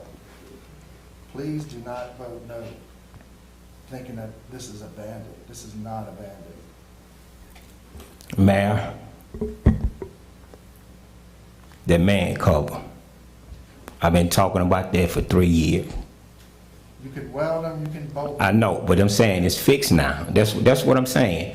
I'm talking about for 3 years. This is what you don't understand. It's fixed because the line's fixed. No, he know why it's fixed. It got welded. Yeah, he know why it's fixed. But I'm saying, see, this what I go through. Every time I ask for something, when I'm talking, it make it seem like I don't know what I'm talking about. We know. Every time it rains, I know we're gonna have hot water. I know that. Today, my toilet couldn't flush. I know what's going on. In the meantime, and I'm gonna say it again, I would like to table this. I'm not gonna sit here and take this and it's not enough. We all know it is a start to next year's fiscal budget, which is 2 months away. You started it 2 months early. Now you're gonna put it off till possibly July 1. And then you need to go out for bids. So the bids go out and it'll be a month later. So now you're 3 months into it. Just trying to jumpstart it. Didn't we say earlier in the meeting that if there wasn't enough money appropriated for something, then you could have the opportunity to appropriate additional funds again? And then when I read the paper, it said $750,000 to District 3 and other places That's because we need to go. were needed. So you see, when you say District 3, when he was up here talking about Morrison, about That affects District. yeah, it's amazing how that affect. But guess what? Ain't none of them dealing with the sewer coming in Popeyes. I call it G's, Ace. None of those are dealing with the sewer coming up in those buildings. The sewer is coming up in District 3. So Woodbridge, I heard you say something about that. You fixed that. You know, you tell me all the places you done fixed. You know, and I don't know how much it costs. You know, I can go back and pull it up. We just had, what, 700? We just got a grant, a block grant. I heard you talk about that. And I asked you, you know, let me see what they did with the block grant. Let me see the tape. I need to have an understanding. Because, see, I asked for this here stuff because I want to go back and tell the community, well, this what they did, this what they saw. That's why I asked about it. So, you know, last time you was up here, you shout the word $12 million out. Okay. I don't know. But I'm not going to sit here, and I'm going to say it again. You're not going to give me $750,000 and think they're going to solve the problem. You're getting more than that after the fiscal year starts. And Well. if it's coming into your line, it's not coming in from downstream toward the plant. More than likely, it's coming in from upstream, gravity flowing to you. It affects District 3. It's exactly. And I sat there and I talked to the community. And I told them what I would like to do. And they said, Devon, you make the decision. And I will say it again. I would like to table this. Thank you. All I wanted to say was, I know 750 isn't much compared to the 12 million, but it's still a lot of money, $750,000 just to move and throw at a problem that we think Not that's, throwing it, you're starting. but we think it's going to be it, but we really don't really have everything. We just went through 700, what they like to say, taxpayer money, grant money. We just went through the grant money, $675,000, and the city put in $90,000, which come up to $765,000. Okay, I saw a couple clean outs. You know, we discussed that. I saw that. I saw the smoke. But I'm saying we still have, when we did that, that was supposed to fix the problem. That was $765,000.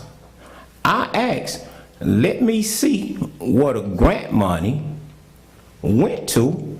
Let me see what problem they fixed. That's all I'm asking. It's like, You have the map. You No. have the map that shows the no, lines but that you know were what? redone and Showing me the ones that map, were done. I need somebody to have me where I can understand what it say, what's going on. Yeah, I got the map that day we had to meet. Mr. Chuck, no. I done been to his office, Mr. Chuck, can I see the film? Can you explain it to me? What did you say? I said, no problem. Yeah, but did I get it? I wanted you to explain it to me. So let's, I mean, you know, we talk about Good everything. job explaining, that's my fault. Yeah. I apologize for that. So it's not that I'm being rude. It's not that I'm being ugly. I think you're making a stand, and it's all your decision, Devon. Thank you. You're making a stand at the wrong time. I think we can maybe do some good, and maybe we won't, but I think it's worth trying it. I don't think it's gonna hurt anybody. I think it's gonna get you closer to where you're trying to get. And you're fixing things. But if you don't want to do it, then you know you have the right to vote to table it. That's certainly your option. Thank you. Just so I'm clear, right, we're talking about sewage. We're talking about 2 pump stations, one that already exists, that's 30 years old, which is not doing a good job, It was and already on the schedule, yeah. which is in District 3, and there's a brand new one that you're putting in that takes the sewage that is backing up in District 3 and pumps it directly to the pond so that it doesn't hang out in District 3 or anywhere else along the line. That's the concept, yes, ma'am. And that would be a significant infrastructure upgrade that would, if we did a $12 million project, take $750,000 off of that potentially, because that's part of the $12 million. Yeah. Basically? That's- Okay, that's just making sure I understand. close enough. And that lift station had been repaired in 20 to 30 years roughly? Or I've been replaced? city engineer since '88, and it's not been done since I've been city engineer. But they just reported it last year as having high run times and heavy leakage. So we put it on the budget last year. You saw it. Yeah, I yeah. haven't realized it, maybe you did, for 2021, 22. But I'm saying I don't want to wait 21, 22, because it's too bad down there. Don't we do two of them every year or something? 55, we do 2 a year. We try to Okay. do 2 a year. All right. And the This oldest one's been- one is the oldest, this is the oldest one? This is probably one of the oldest. There's a couple that are a little older, but they haven't given me trouble. Now, I might hear from a guy next year, oh yeah, all of a sudden we have one that's gone bad. But this one's giving us trouble. And your $12 million project included this one, Yes. your budget. Yes. And the $12 million, the question I had is what would it take to fix the whole city? And this is 20%, 15% of the city. This is not near about the whole city. The whole city's 90 miles of sewer line. This is 8 miles. And you don't know what's underground to be fixed. Well, we know some of it, but we don't know enough. I know what's within this realm of his target area that he mentioned where the money was fixed. We have video on that. We know we have for that, but we don't know what's coming into it.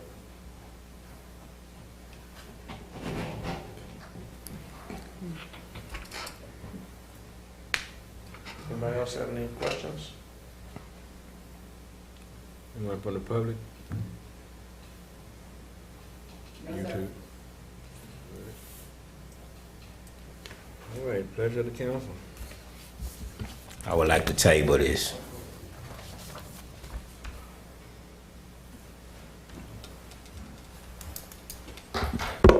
Second. It was Councilman DeVitorio. Councilman Wells.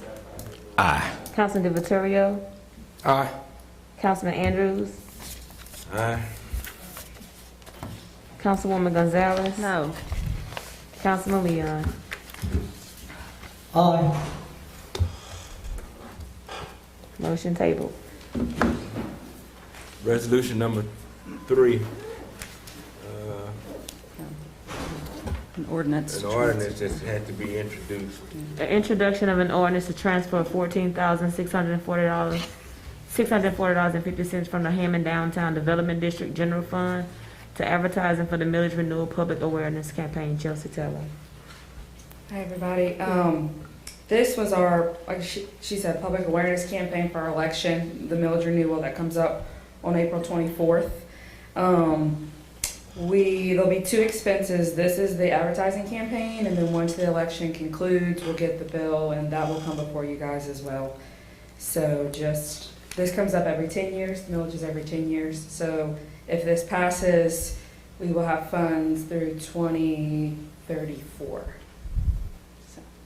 Do we need to adjust the language of this to, because it says millage renewal public awareness campaign and election costs, or does that matter? So this is just for the awareness Oh, campaign. okay, sorry. Yeah. So it's just one. Yeah. Okay. And I have a note. I know you mentioned community gardens in your district. We actually got a grant to do a community garden at the Feed and Seed. We had a meeting about that last night, and community members I can't keep them out. They're like cutting the grass already. So if you're welcome to come be part of that, and if you want to take on that project as something good for your district, I'm happy to have you as part of it. And we'll be happy to be part of any kind of working sessions with food trucks. You know, I know Hammond is a dining destination in whole, not just downtown, so we'd love to be part of that and figure things out. So. Thank you. Y'all are doing a good job on the promotion of the millage. Thank Just you. wanted to say that. Anyone else from the public? YouTube? pleasure of the council. Make a motion to introduce. Second. Councilman Andrews. Aye. Councilwoman Gonzalez. Aye. Councilman Leon. Councilman Wells. Aye. Councilman DeVitorio. Aye. Public hearing is set for April 27, 2021. Next item on the agenda, could I get a motion to adjourn? So moved. All in favor? Aye. I made the motion.